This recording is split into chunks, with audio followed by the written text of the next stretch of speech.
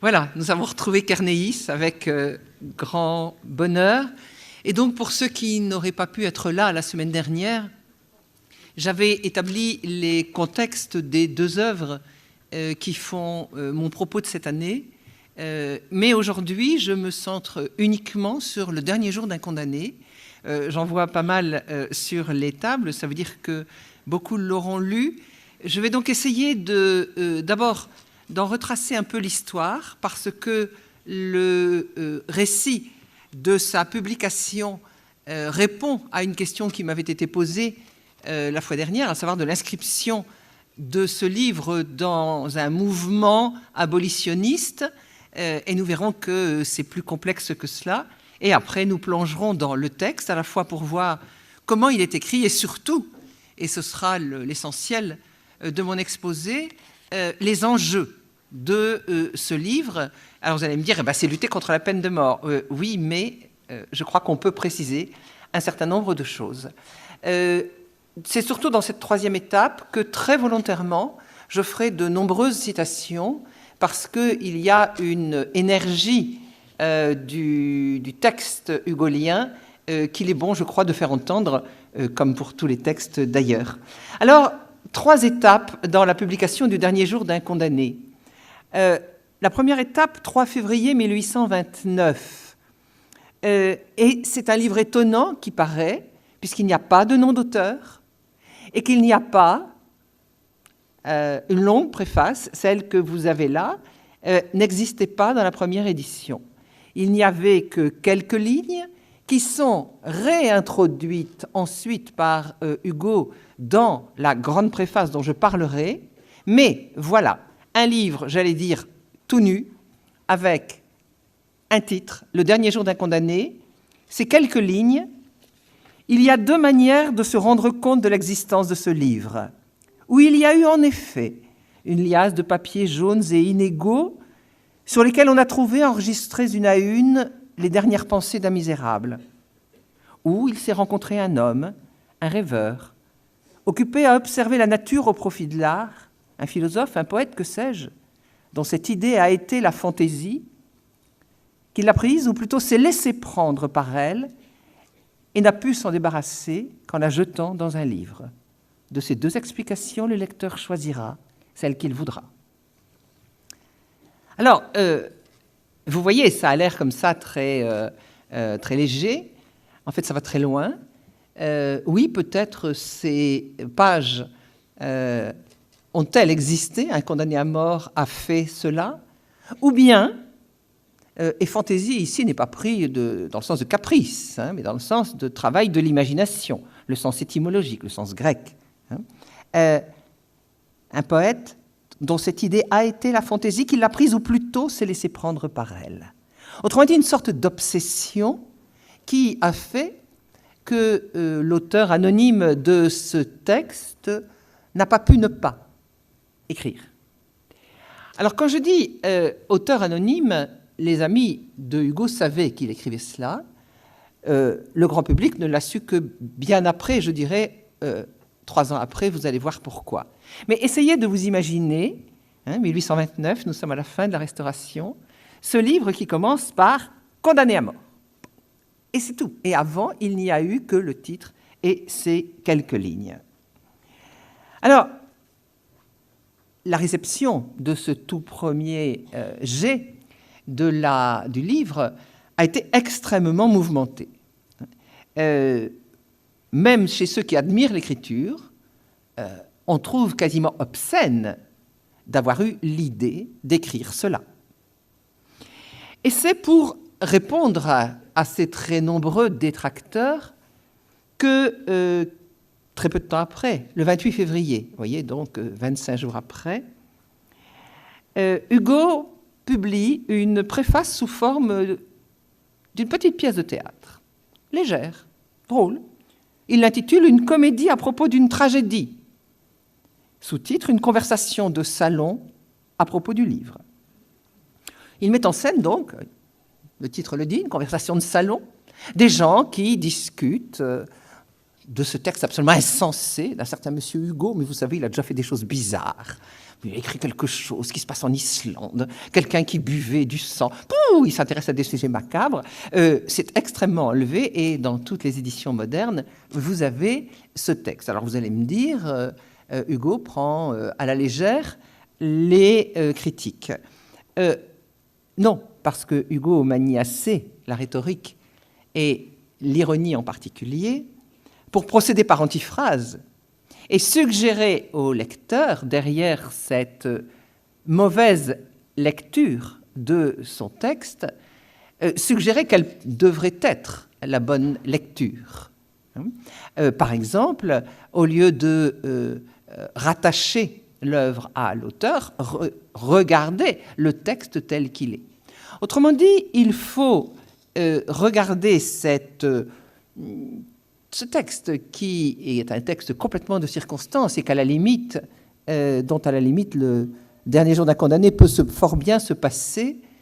Il faut le lire comme un texte de circonstance très lié à l'idéologie de l'époque, complètement satirique, mais qui, je le répète, dit en creux comment on doit lire ce livre, et c'est ce qu'on va essayer de faire, et dit aussi le type de réaction, parce que Hugo n'invente rien du genre d'argument qui a pu être déployé contre son livre. En revanche, 3 ans après, le 15 mars 1832, et 32, on est après la Révolution de Juillet qui a amené les Trois Glorieuses qui ont amené à ce changement de régime. On est après la bataille d'Hernani qui a assis le romantisme triomphant avec Hugo à sa tête. Et puis, on a assisté au début de la monarchie de Juillet à un renforcement très net du mouvement en faveur de l'abolition de la peine de mort.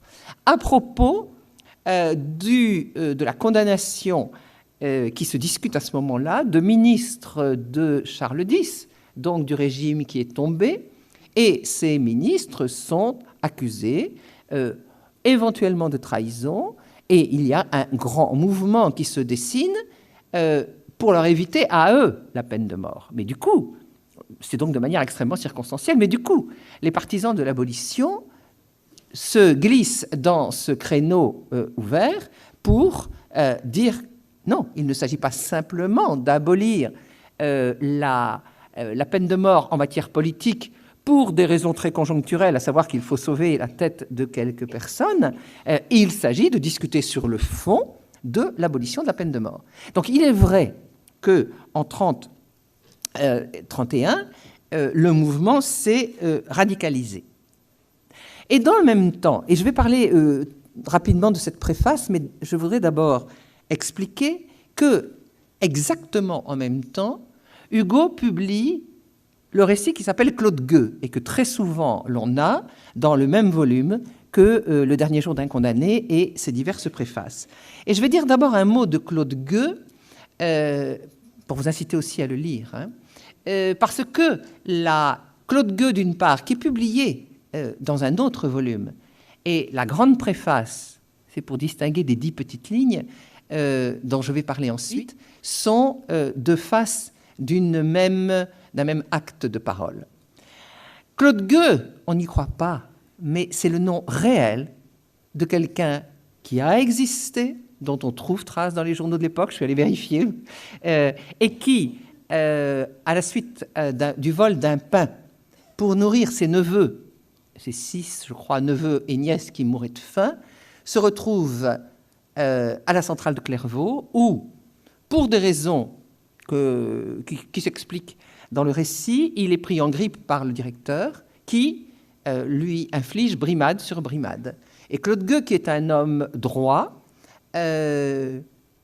décide qu'il ne va pas se laisser faire et décide que cet homme qui le persécute mérite d'être tué. Et il en avertit les autres prisonniers par rapport auxquels il a vraiment une aura très grande parce que c'est quelqu'un d'une extrêmement grande dignité, Vous allez me dire, là, c'est Hugo qui raconte. Non, non, ce sont les journaux de l'époque qui racontent ce qui se dit au procès. Parce que Claude Gueux tue effectivement devant tout le monde le directeur. Évidemment, il est arrêté, enfin, il n'est pas arrêté, il était déjà à la centrale, condamné à mort. Mais le procès qui se passe à Troyes, en 31 ou 31, a une très grande répercussion parce que viennent témoigner au procès un certain nombre de gens de Clairvaux qui témoignent aussi de ce qu'était ce directeur et qui témoignent en faveur de Claude Gueux. Il n'empêche que l'on sait qu'ayant tué le directeur de la centrale, il sera exécuté. Et Claude Gueux a une attitude extrêmement noble pendant le procès et ensuite pendant l'attente de son exécution. Hugo apprend toute cette affaire qui le passionne. Et il décide d'écrire le récit, tout simplement un récit. Le dernier jour d'un condamné, et je vais y venir, est une fiction. Claude Gueux est un récit. Il met en forme le récit de ce qu'il a pu lire dans les journaux, dans la Gazette de Troyes, et aussi de témoins directs, en particulier les religieuses qui ont accompagné Claude Gueux pendant sa détention avant l'exécution. Il leur demande de lui dire un peu qui était Claude Gueux, et il compose ce récit, que je vous incite vraiment à lire, qui est extrêmement fort, et que Hugo fait suivre d'un plaidoyer extrêmement vibrant contre la peine de mort et pour l'instruction, en disant la fameuse phrase « Ouvrez des écoles, vous fermerez des prisons ». Et il imagine le discours qu'un député devrait faire à la Chambre pour obtenir cette abolition. Alors, vous voyez que se met en place, là, dans ces années 30, 31, 32, un mouvement, j'allais dire, très net de Hugo en faveur de l'abolition de la peine de mort. Et c'est dans ce cadre-là que, reprenant le dernier jour d'un condamné, il va l'accompagner de cette grande préface qui est publiée le même mois que Claude Gueux, cette grande préface qui définitivement inscrit le dernier jour d'un condamné dans cette lutte pour l'abolition, ce qu'il n'était pas explicitement 3 ans auparavant. Alors, très rapidement, parce qu'il est temps que nous en venions au texte après, cette grande préface, il établit d'abord les circonstances, c'est-à-dire ce que je viens de vous expliquer de l'intensification de la lutte contre la peine de mort, puis un plaidoyer qui commence par reprendre pour les démolir tous les arguments des partisans de la peine de mort. Et ce qu'il y a d'intéressant, mais ça c'est très Hugo, il le fera toujours, c'est l'alternance dans ce texte, cette préface, d'idées générales et d'exemples précis. Parce que Hugo s'est informé aussi d'un certain nombre d'exécutions qui se sont très mal passées, et puis aussi d'un certain nombre de verdicts de peine capitale qui étaient notoirement injustes. Donc il prend, en commentant à chaque fois le lieu, la date, un certain nombre d'exemples. Et donc il démonte les arguments pour la peine de mort et, bien sûr, il propose ensuite, sur cette abolition, une réforme de ce qu'on appelle à l'époque les pénalités. C'est-à-dire qu'il dit bien, bon, il ne suffit pas de supprimer la peine de mort, il faut réfléchir aussi aux autres peines. On a supprimé, je vous l'avais dit, les tortures, etc., mais il reste le type de prison, il reste le bagne, il reste... Bon. Donc, il propose aussi une réforme des pénalités. Et vous lirez ce texte, vous verrez que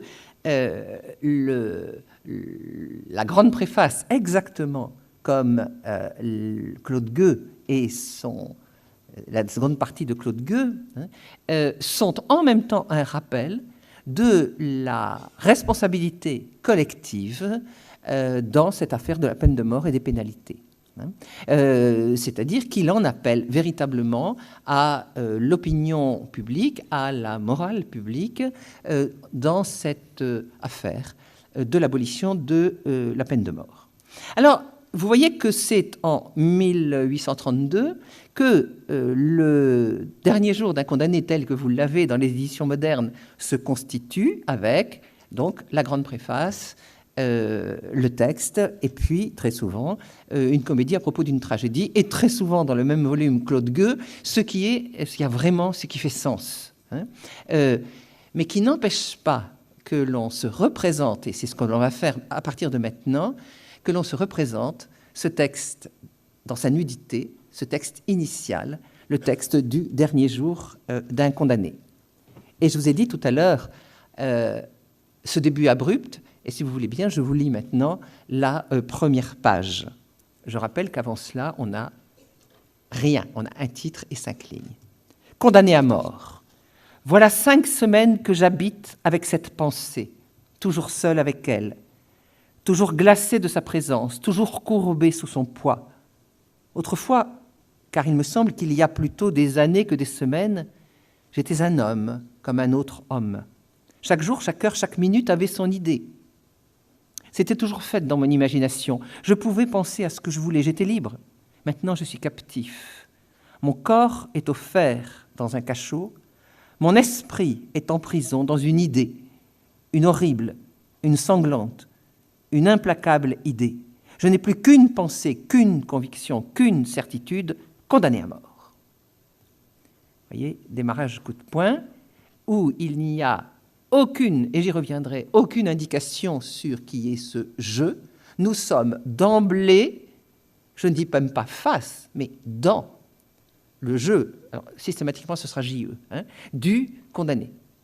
Et vous voyez qu'une espèce de poigne de fer, lui il dit « mon esprit est prisonnier », eh bien le texte nous empoigne avec vraiment une main de fer. Voilà, c'est là qu'on se met et qu'on va être. Voilà cet homme qui sait qu'il va mourir. Suivent 49 chapitres, mais de longueur très inégale. Certains ont 5 lignes, d'autres ont 10 pages. Dont un sur lequel je reviendrai dans les enjeux, le 40, qui a été ajouté in extremis. On le voit quand on regarde les manuscrits. Et il y en a un qui est donné comme manquant. On n'a pas retrouvé les pages. On verra aussi pourquoi.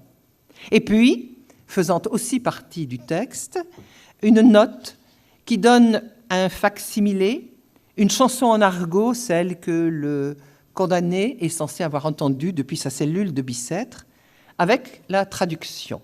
Autrement dit, une note qui va dans le sens du document réel que l'on aurait trouvé, on aurait trouvé des liasses, et puis ce document où on a une chanson en argot à peu près incompréhensible, y compris pour les gens de l'époque qui ne connaissent pas l'argot des prisons et des bas-fonds de Paris, et la traduction. Alors c'est très étonnant parce que les spécialistes de l'écriture de Hugo ont regardé et il y a une petite correction qui est de la main de Hugo. Donc il y a quelque chose de vertigineux aussi, mais là je ne vais pas avoir le temps de m'arrêter longuement, dans ce document qui authentifie ou authentifieraient la provenance de ce manuscrit et qui, en même temps, fait partie de cette immense réflexion que Hugo mènera jusqu'à la fin de sa vie sur les langages et sur l'argot. Vous vous souvenez peut-être qu'il y a un chapitre extraordinaire dans Les Misérables, pas un chapitre, pardon, un livre des Misérables qui s'intitule « L'argot » et qui est une réflexion à la fois sur ce que sont les bas-fonds, les égouts de la société, mais en même temps aussi une réflexion sur la création langagière. Parce qu'après tout, l'argot, comme la poésie, c'est une création de langage. Et la petite le petit mot que Hugo ajoute de sa main sur ce faux, évidemment, manuscrit, dit bien aussi que les manuscrits peuvent être aussi bien de la poésie qu'une chanson en argot. Alors, si l'on lit la suite, Le condamné a commencé à écrire une nuit de sa cellule. Je vais vous donner un peu une chronologie et une topographie. Une nuit dans sa cellule à Bicêtre. À Bicêtre, il y avait une immense prison, et c'est là que maintenant il y a l'hôpital des Kremlin-Bicêtre. Et il a commencé par revenir en arrière, 5 semaines, c'est-à-dire à revenir sur sa condamnation et cette période qui s'étale depuis sa condamnation à mort jusqu'à son exécution, sauf cas bien improbable de grâce par le roi. Donc, il revient au procès, au verdict, avec une multitude de retours à sa vie d'avant. Non pas, nous ne saurons rien sur le crime dont il est accusé. Nous ne saurons pas sa vie, sauf qu'il a une petite fille, puisqu'elle va venir, enfin, on va l'amener. On pourra deviner un certain nombre de choses. On ne saura pas de quoi il est accusé, même si les spécialistes du droit de l'époque disent que ça doit être de l'ordre du parricide ou quelque chose comme ça, mais ce n'est pas sûr. En tout cas, ça n'est pas dit. Il parle aussi de choses qu'il a vues à Bicêtre depuis les 5 semaines qu'il y est, en particulier le ferment des forçats, ferment F-E-2-R-E-M-E-N-T, c'est-à-dire ceux qui, les condamnés au bagne, qui sont ferrés aux pieds et aux mains pour partir pour le bagne. Ils doivent descendre donc jusqu'à Toulon, où ils vont être embarqués dans des barges pour Cayenne. Ce ferment est une scène épouvantable, mais alors complètement réelle. Je vous dirai pourquoi. Alors, c'est à 6 heures du matin, parce que ce texte se présente comme rythmé par les heures. La première heure qu'il donne, c'est 6 heures du matin. Il a commencé à écrire dans la nuit. À 6 heures, il apprend que l'exécution aura lieu le même jour, à 16 heures. Donc, vous voyez, à partir de là, on a une sorte d'avancée absolument implacable, 7 heures, 8 heures, c'est pas tout à fait heure par heure, mais à chaque grande étape, il dit l'heure qu'il est. Vous allez me dire, comment le sait-il? Il n'a pas sa montre. Ben oui, mais ça sonne à toutes les cloches de toutes les églises, et il y en a beaucoup à Paris à cette époque-là. Donc, il peut à chaque fois savoir où il est. À 7h30, il est transféré à la conciergerie de Paris. Alors, du Kremlin-Bicêtre à la conciergerie, il y a 10-12 kilomètres. Les heures passent. Il reçoit des visites, dont celle de sa petite fille, un prêtre. Il parle avec les gendarmes qui le gardent à vue.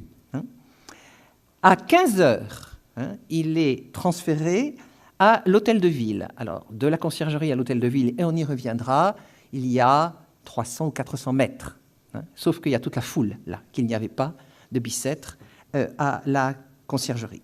Et c'est à l'hôtel de ville, puisque la guillotine est sur la place de l'hôtel de ville, que l'on procède à la toilette du condamné. C'est-à-dire la préparation physique, dégager le cou, etc. Et à 16 heures, on vient le chercher, il est entraîné à l'échafaud. Cela est inscrit dans le texte. Autrement dit, il y a une sorte de resserrement. Le dernier jour d'un condamné, oui, c'est le dernier jour d'un condamné avec ce martèlement des heures qui passent et qui sont de l'ordre de l'inexorable. Bien sûr, cette journée est ouverte avec tout ce que l'on a déjà vu sur le passé. Son passé revient. Des souvenirs heureux, mais aussi des souvenirs d'angoisse et des rêves qu'il a eus, des cauchemars. Mais on le sait, c'est de l'ordre de l'inéluctable et il n'y a pas d'avenir au-delà de 16 heures. Ce dispositif est d'une efficacité absolument redoutable. Alors, si l'on regarde de plus près maintenant l'écriture, nous sommes dans une fiction, je l'ai dit, mais une fiction extrêmement réaliste. La réalité est minutieusement reconstituée, et je vous disais tout à l'heure, par exemple, le ferment des forçats était un spectacle public, et Hugo est allé le voir à Bicêtre. Donc, il décrit une scène, comme il en décrira beaucoup dans Choses vues. Je dirais que ce chapitre est une chose vue de Hugo. Petite parenthèse sur Choses vues, qui sont des notes de ce qu'il voit dans la rue, des faits. Ce n'est pas du tout un journal intime qu'il a publié. Ça a été publié aussi en poche. Cette extraordinaire chose vue, justement, qu'est-ce qu'il capte comme fait? Bien, le ferment des forçats est manifestement chose vue. Il a aussi visité la conciergerie pour voir très exactement où étaient les condamnés à mort avant qu'ils ne partent pour l'hôtel de ville. Bref, les lieux, il les connaît. On a un récit, j'allais dire, parfaitement canonique du point de vue des temps, présent et passé composé pour ce qui se passe. Le gardien m'a dit que, et voilà ce que je sens, mais aussi pour le passé, l'imparfait passé simple. On est dans un registre très simple d'écriture. Je veux dire, une fois posée cette chose énorme de la narration à la première personne, la narration est relativement classique. On a une alternance de chapitres narratifs où le condamné décrit, par exemple, quand il vient d'arriver à la conciergerie, il décrit ce qui s'est passé depuis son départ de Bicêtre, étant entendu que Hugo, à chaque fois je réfléchis parce qu'à chaque fois j'hésite entre Camus et Hugo. Alors, excusez-moi si à chaque fois il y a quelques centièmes de seconde où je cherche le nom dans l'arrière de ma tête. Veut rendre vraisemblable le fait que le condamné écrive. Et évidemment, dans les enjeux, vous imaginez bien que j'y reviendrai. Avant de revenir à cette vraisemblance de l'écriture, je voudrais dire que l'alternance se fait entre des chapitres narratifs et des chapitres non narratifs qui sont sur le mode de la méditation, sur le mode du cri. Et tout à l'heure, vous en aurez un certain nombre d'exemples. Alors, comment comment la narration rend-elle plausible le fait qu'il écrive? D'abord, ça veut dire qu'il est d'un certain milieu. Il sait écrire. Et c'est même chez lui un besoin. Ce n'est pas si fréquent que cela, en 1831. Alors, au chapitre 5, après bien des hésitations, on m'a aussi donné de l'encre, du papier, des plumes et une lampe de nuit, au moment où il est à Bicêtre. Et puis, tout à la fin, vous allez me dire, mais quand il est à l'hôtel de ville, est-il plausible qu'il écrive? Je me suis arrêté comme chancelant déjà du coup. J'ai une dernière déclaration à faire. Ce coup, il a vu la guillotine. J'ai une dernière déclaration à faire, et je criais faiblement. On m'a monté ici. J'ai demandé qu'on me laissât écrire mes dernières volontés. Ils m'ont délié les mains, mais la corde est ici, toute prête, et le reste est en bas. Oh, l'horrible peuple, avec ses cris d'hyène. Qui sait si je ne lui échapperai pas, si je ne serai pas sauvé, si ma grâce... Il est impossible qu'on ne me fasse pas grâce. Ah, les misérables, il me semble qu'on monte l'escalier. Point de suspension. C'est là que s'arrête l'écriture. Et efficacité incroyable, en majuscule, au milieu, 4 heures. Ce qu'évidemment, il ne peut pas écrire. D'accord? Mais qui est d'une efficacité incroyable, puisque entre les points de suspension, il me semble qu'on monte l'escalier et ce 4 heures, on sait ce qui s'est passé. Donc, une volonté de rendre plausible ce fait d'écrire pour que le lecteur n'ait pas d'échappatoire, ne se dise pas, oui, bon, voilà, c'est reconstitué après coup, c'est bon. Non, il écrit. Alors, cela dit, je l'ai déjà souligné, ce personnage est fictif, on ne connaît pas son histoire. Et là aussi, c'est un choix extrêmement fort. Le lecteur n'a pas à se demander si le crime pour lequel il est exécuté méritait ou non la mort. C'est simplement quelqu'un qui a commis un crime, il ne le nie pas, et qui est condamné à mort. Et il ne dit pas, c'est injuste. Il dit, c'est horrible, ce qui n'est pas pareil. Et c'est ce fameux chapitre 47 qui est manquant, et où une petite note dit... peut-être les feuilles en question ont-elles été perdues, vous savez, dans la fiction des feuillets laissés, ou peut-être que le condamné n'a pas eu le temps de l'écrire. En fait, évidemment, vous l'avez compris, c'est un choix très précis. Le condamné n'écrit pas son histoire parce que Hugo veut universaliser l'expérience. Il ne s'agit pas de dire « Oh là là, Il y a des crimes qui méritent la mort, et puis non, il y en a d'autres, ça ne mérite pas la mort. Non.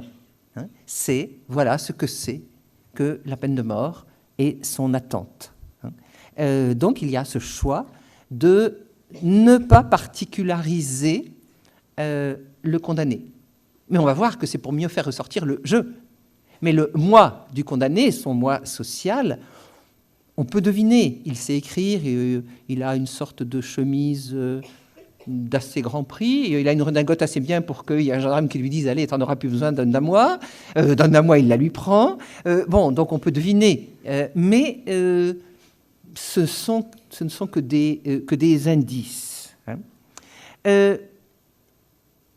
La narration, ou plutôt la constitution de ce personnage, est nourrie par Hugo d'éléments autobiographiques.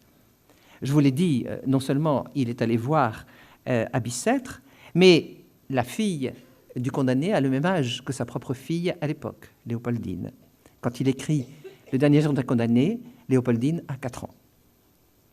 Je vous l'ai lu la dernière fois. Il a ce rapport extrêmement complexe à la guillotine qu'il a vu bâtir place de l'Hôtel de Ville. Et, qui plus est, le chapitre 42 où le condamné raconte un rêve qu'il a fait, c'est un rêve que Hugo lui-même a fait, alors on le sait, par ses carnets. Donc vous voyez qu'il y a une sorte de, pas simplement à cause du jeu, mais aussi dans la manière dont il bâtit le personnage, il y a une sorte de proximité très grande que Hugo veut construire avec ce personnage. Vous comprenez bien l'enjeu, c'est j'aurais pu être cet homme-là, on n'est jamais à l'abri d'un crime. On ne sait pas. En tout cas, le condamné n'a pas l'air d'être quelqu'un de complètement mal dans sa tête, monstrueux. Ça a l'air d'être un homme tout à fait comme d'autres. Et le fait que son créateur lui prête de ses propres traits ajoute à cette proximité. Nous avons donc ici le cri d'un homme qui va mourir, doublé d'une observation minutieuse. Et là encore, et excusez-moi de parler d'efficacité, mais dans un texte comme celui-là, c'est le mot qu'il me paraît évident d'utiliser. Hugo a recherché cette efficacité textuelle, stylistique. Le fait qu'on a à la fois ce cri, et je vais vous le faire entendre, et en même temps cette observation extrêmement minutieuse de ce qui se passe, j'allais presque dire des rituels de la prison, du transfert et de la préparation de l'exécution, tout cela sans aucun discours de l'auteur contre la peine de mort. L'auteur ne prend jamais la parole, n'intervient pas dans le récit. De bout en bout, c'est « je ».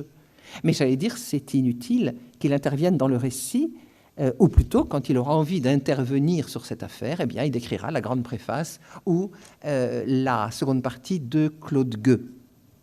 Autrement dit, c'est un texte qui a en lui-même sa propre puissance, sa propre efficacité. On montre, mais on ne démontre pas. Et c'est extraordinaire. Avec la première personne et le resserrement spatio-temporel, le lecteur n'a pas d'échappatoire. Il est contraint. Encore une fois, je reprends l'image que j'amène de faire. Sur ce point de vue du condamné, il est contraint de mener avec lui, qu'il le veuille ou non, sauf à fermer le livre, l'expérience limite d'une mort-vie. D'une vie qui n'est plus une vie, mais déjà une mort. Et là, on entre dans ce qui fera l'essentiel de mon propos, c'est-à-dire les enjeux du récit. En fait, ce que veut faire Hugo, vous l'avez déjà compris, c'est de faire qu'une disposition légale, à savoir un tribunal a le droit de condamner à mort, en faire une expérience humaine. C'est-à-dire montrer l'expérience qu'il y a derrière cette disposition légale. Alors, il y a d'abord le fait que c'est une torture mentale, et puis ensuite, je pense, une obligation de penser, pour nous, de réfléchir à ce qu'est l'humain et l'inhumain. Alors d'abord, la torture mentale. Cette obsession que vous avez déjà vue dans les premières lignes, je prends un autre passage du premier chapitre Quoi que je fasse, elle est toujours là, cette pensée infernale, comme un spectre de plomb à mes côtés, seule et jalouse, sans toute distraction, face à face avec moi, et me secouant de ses deux mains de glace quand je veux détourner la tête ou fermer les yeux. Elle se glisse sous toutes les formes où mon esprit voudrait la fuir, se mêle comme un refrain horrible à toutes les paroles qu'on m'adresse, se colle avec moi aux grilles hideuses de mon cachot, m'obsède éveillé, épie mon sommeil convulsif et reparaît dans mes rêves sous la forme d'un couteau.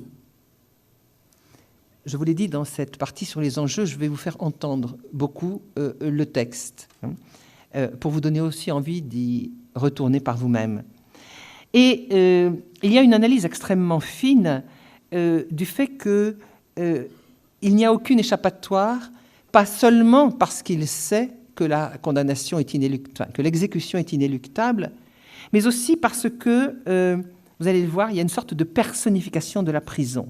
Là encore, c'est un peu long, mais vous savez, des développements de Hugo, on n'arrive pas à les couper.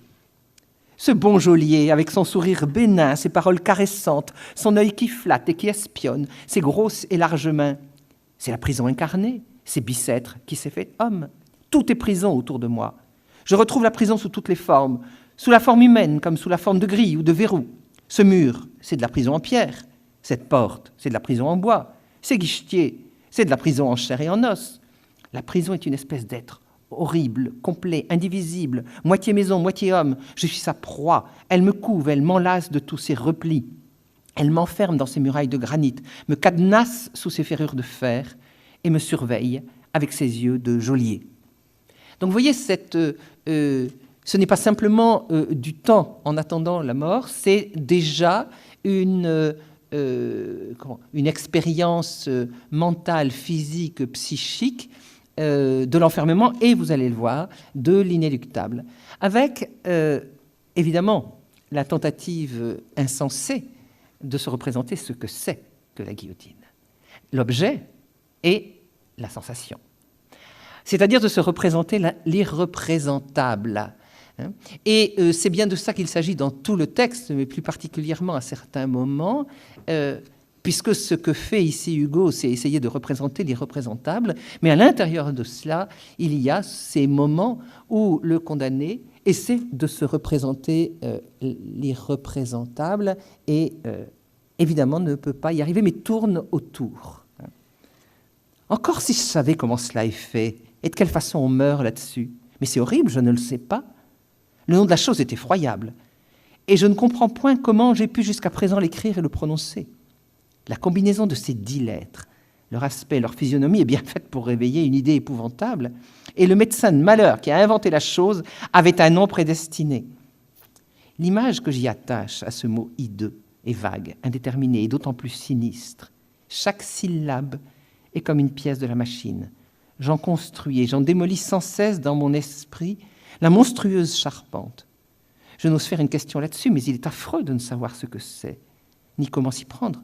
Il paraît qu'il y a une bascule et qu'on vous couche sur le ventre. Ah, mes cheveux blanchiront avant que ma tête ne tombe. Vous voyez, quand on ne peut pas se représenter, et il le tente quand même, il y a le mot. Comme si le mot contenait la chose. L'allusion au docteur, c'est le docteur Guillotin qui a inventé la guillotine. Et présenté, je vous le rappelle, à la Convention comme la Constituante en 1791, comme un moyen plus doux de mettre à mort. Mais vous voyez, le travail autour du mot, autour des syllabes, sauf que ce travail n'est pas, n'est pas plus productif. On est dans absolument l'irreprésentable.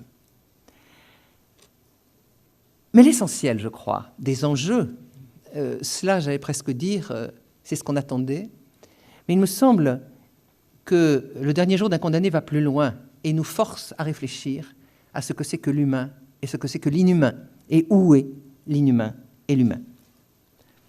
On a en fait, au fil des chapitres, un homme qui est face à une mécanique inhumaine. Inhumaine non pas parce qu'il y aurait des tortures directes, comme il dit, qu'est-ce qu'ils sont polis avec moi, et même quand il est arrivé à la conciergerie, ils sont presque doux. avec ce passage extraordinaire au moment où il lui coupe les cheveux pour qu'il passe mieux. Il a un sursaut, il dit « Je vous ai fait mal, pardon ». Et c'est de l'ordre de l'horrible. Vous voyez qu'on n'est pas du tout dans on n'est pas dans des garde-chiourmes. Hein, et pourtant, la mécanique face à laquelle le condamné fait face, c'est une mécanique totalement inhumaine.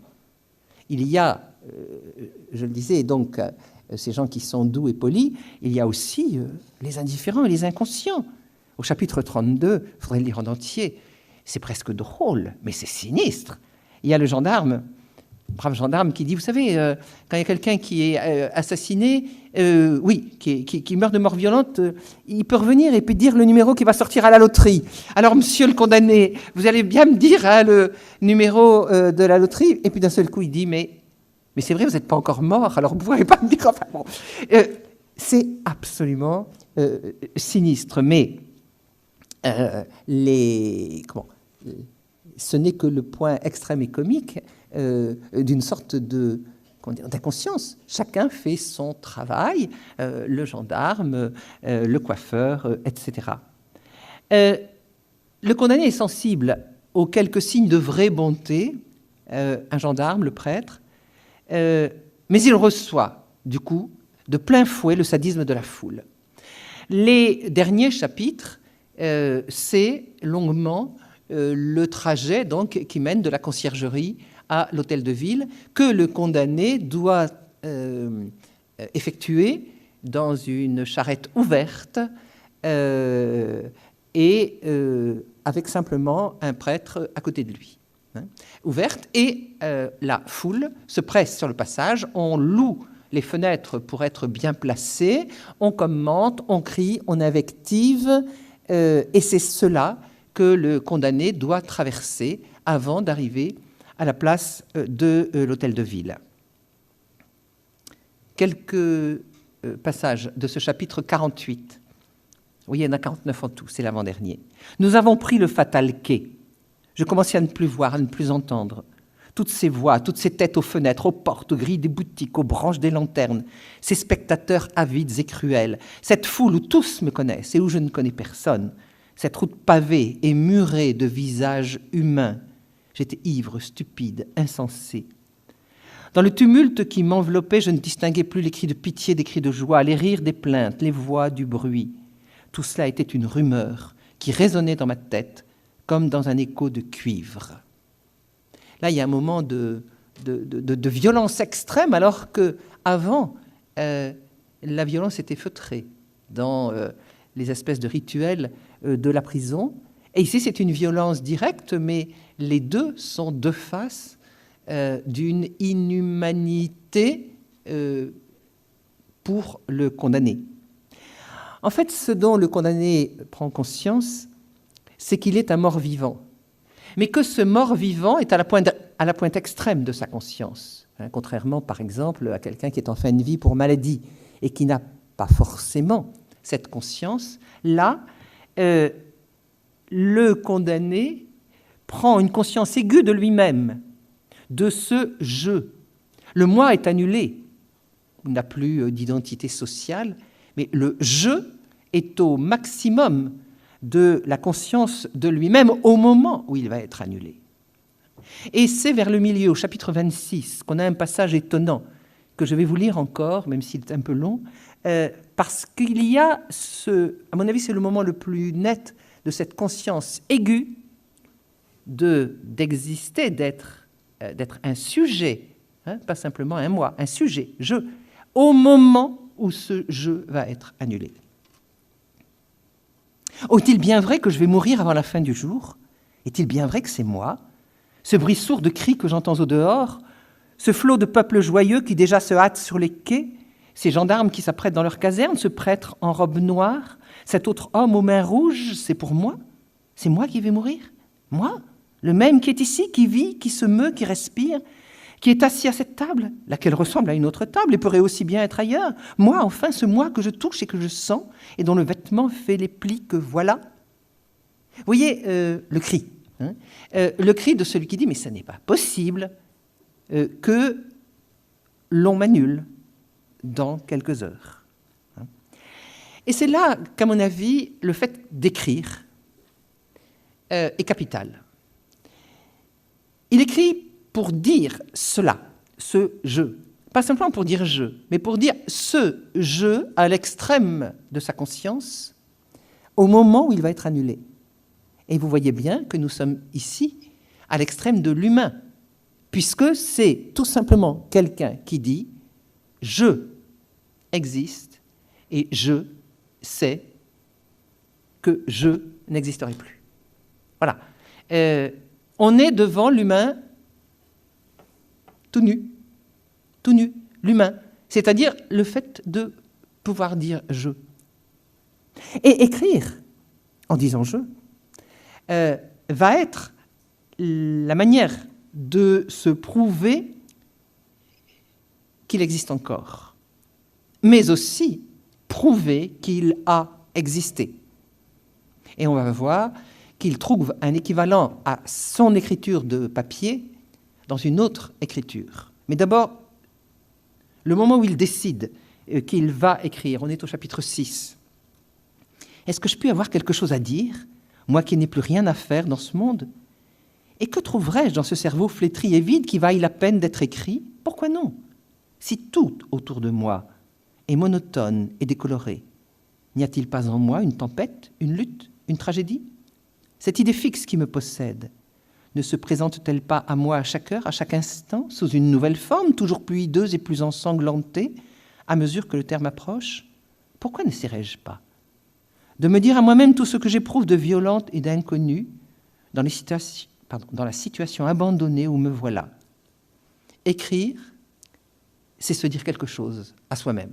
Autrement dit, c'est être face à soi. Vous voyez qu'on n'est pas ici face à un condamné qui va chercher à oublier, à s'étourdir. Vous savez, le fameux vers de Rome qui était censé faire oublier, tout petit peu, au condamné à mort, ce qu'il allait éprouver. Ici, il s'agit de dire. Pourquoi n'essaierais-je pas de me dire à moi-même, hein? Et vous voyez que là encore, il s'agit de doubler le « je » dans cette écriture. Hein? Je dis « je » à moi-même, l'écriture étant donc un doublement de l'expérience de soi. Hein? Et, comme par hasard, c'est ce que dans la cellule de Bicêtre, où il a eu le temps, d'autres condamnés ont fait avant lui, puisque c'était la cellule des condamnés à mort, mais eux n'avaient pas demandé du papier, des crayons, parce qu'ils ne savaient pas écrire. Qu'est-ce qu'ils ont fait? Ils ont dessiné sur les murs. Et c'est au chapitre 11 un passage très, très extraordinaire. Je me suis levé, il est la nuit dans sa cellule de condamné à mort, donc à Bicêtre. Je me suis levé et j'ai promené ma lampe sur les 4 murs de ma cellule. Ils sont couverts d'écritures, de dessins, de figures bizarres, de noms qui se mêlent et s'effacent les uns les autres. Il semble que chaque condamné ait voulu laisser trace, ici du moins. C'est du crayon, de la craie, du charbon, des lettres noires, blanches, grises, souvent de profondes entailles dans la pierre, ça et là des caractères rouillés qu'on dirait écrits avec du sang. Certes, si j'avais l'esprit plus libre, je prendrais intérêt à ce livre étrange qui se développe page à mes yeux sur chaque pierre de ce cachot. J'aimerais à recomposer un tout de ces fragments de pensée épars sur la dalle, à retrouver chaque homme sous chaque nom, à rendre le sens et la vie à ces inscriptions mutilées, à ces phrases démembrées, à ces mots tronqués, corps sans tête, comme ceux qui les ont écrits. Je trouve ce passage étonnant. Hein, on va s'y arrêter quelques minutes. Vous voyez, c'est une écriture complètement fruste. Il y a, ça n'est pas du discours, c'est des noms, et encore des noms qui ont été à moitié effacés par d'autres dessus, des dessins. Mais vous voyez que pour lui, il y a presque un devoir d'essayer de redonner une présence à chacun de ces noms, rendre le sens et la vie à ces inscriptions mutilées. Hein. Et il a utilisé la métaphore du livre. Je prendrai intérêt à ce livre étrange qui se développe page à mes yeux sur chaque pierre de ce cachot. Autrement dit, l'écriture, aussi primaire, simpliste qu'elle soit, et même si elle se réduit à des dessins et des figures bizarres, ou simplement à un nom, écrire, surtout écrire son nom, c'est dire « j'existe ». J'existe, j'étais là, et ça fait un livre. Un livre, ce n'est pas simplement des belles phrases, c'est aussi ce que l'on déchiffre dans ce genre de surface étonnante. Donc, au-delà de ce condamné-là, on voit que tous les hommes qui sont passés là voulaient écrire pour exister. Vous voyez qu'on est déjà loin, mais ce n'est pas fini, dans cet enjeu de méditation sur l'humain, l'inhumain. Parce que ces hommes qui devaient être, alors pour le coup, des assassins, des criminels peut-être épouvantables, il y a ce moment où il fallait qu'ils laissent une trace disant « moi, je suis un homme ».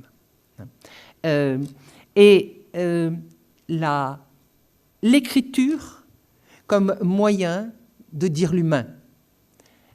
Déjà, dans ces écritures, encore une fois, aussi sommaires soient-elles, mais aussi l'écriture plus élaborée qui est celle que l'on a sous les yeux, l'écriture, c'est cela, c'est dire l'humain. Et alors, il y a ce fameux chapitre 40 dont je vous ai dit que Hugo l'a ajouté à la fin. Ce chapitre 40 est tout à fait étonnant parce qu'il est une réflexion sur le roi qui pourrait faire grâce aux condamnés. Alors, bien sûr, vous savez, il pourrait me faire grâce. Vous allez voir ce qui se passe ici. Et je voudrais, avant de le commenter, vous le lire tel quel. Parce qu'il me semble que nous sommes encore, et peut-être plus encore que dans le reste, dans cette méditation sur l'humain et l'inhumain. Je lis. « Il est singulier que je pense sans cesse au roi. J'ai beau faire, beau secouer la tête, j'ai une voix dans l'oreille qui me dit toujours « Il y a dans cette même ville, à cette même heure, et pas bien loin d'ici, dans un autre palais, un homme qui a aussi des gardes à toutes ses portes, un homme unique, comme toi, dans le peuple, avec cette différence qu'il est aussi haut que tu es bas. Sa vie entière, minute par minute, n'est que gloire, grandeur, délices, enivrement.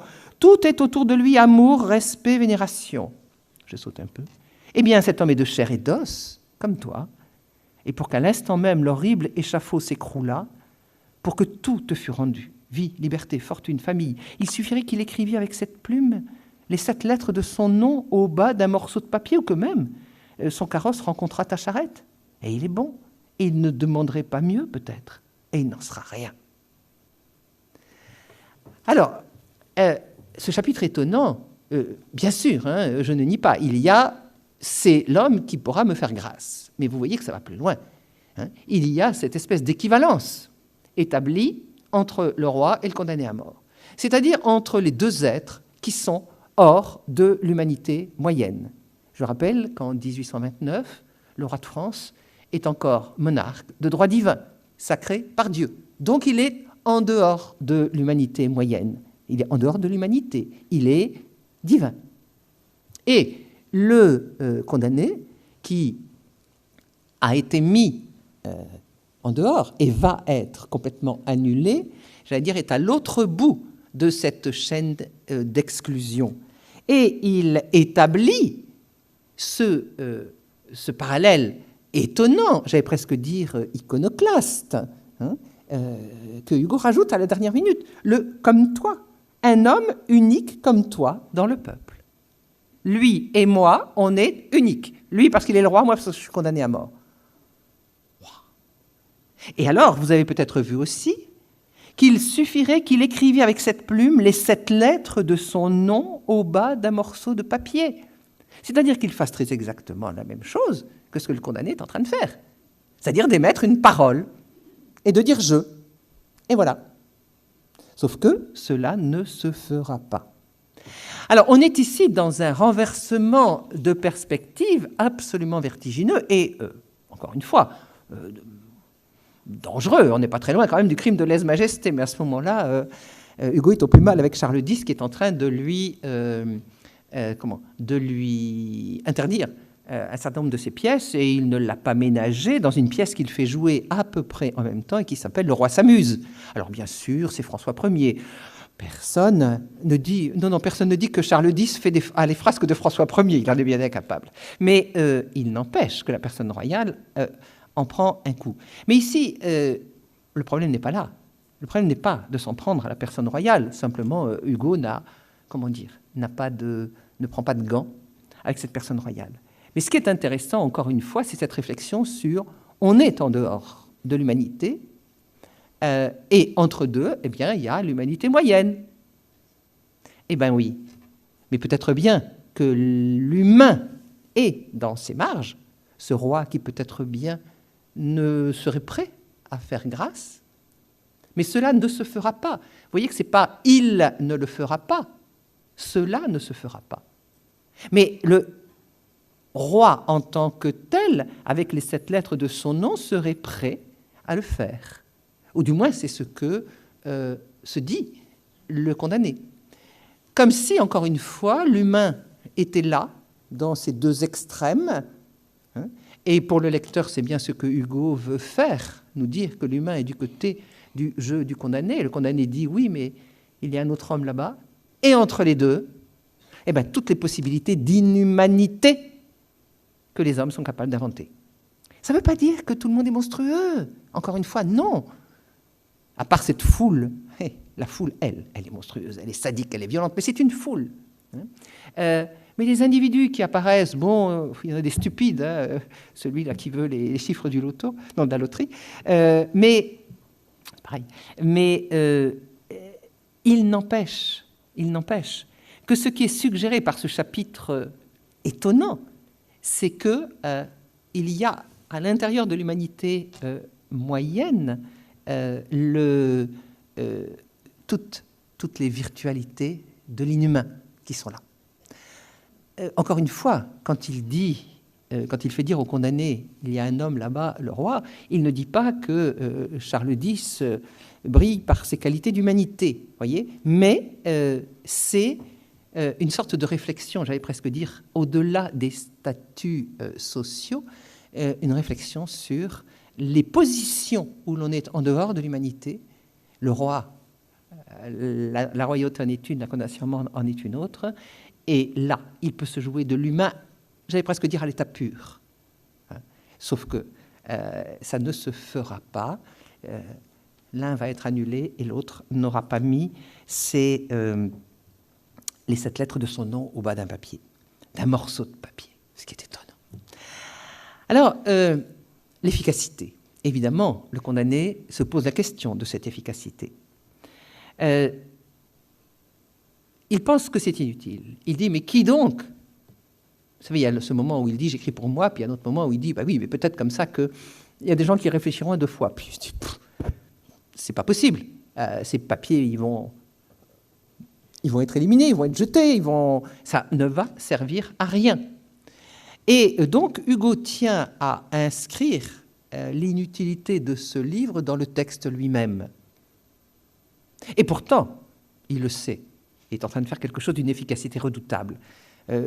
Hugo sait quand il fait des bonnes choses et quand il en fait de moins bonnes. Non seulement il sait, je crois, que ça peut avoir un impact énorme sur la réflexion sur la peine de mort, et c'est pour cela qu'il déploiera cette dimension-là en 1832, mais il sait aussi qu'il vient de faire quelque chose qui est d'un autre ordre et qui est du domaine de la création, la démonstration de la puissance des mots. Avec les mots, on peut faire exister une expérience que, tous, nous ne connaîtrons jamais. Et c'est bien ça aussi la littérature. Hein, c'est faire exister une expérience qui est celle de quelques êtres humains. Alors on verra, Camus va aller du côté, oui, mais nous sommes tous condamnés à mort, ce que Hugo ne fait pas vraiment.